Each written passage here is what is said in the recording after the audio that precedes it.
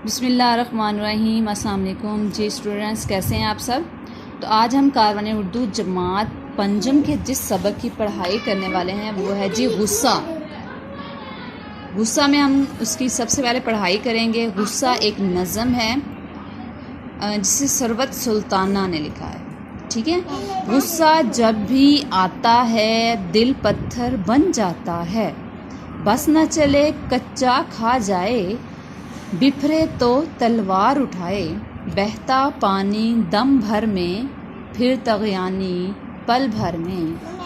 जीवन उल्ट पुल्ट का खेल, नफ़रत दूरी कुर्बत मेल।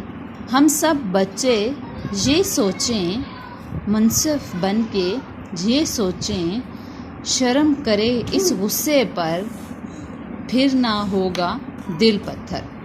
इसकी राइटर कौन है जी? इसको लिखने वाली हैं सरवत सुल्ताना सरवत।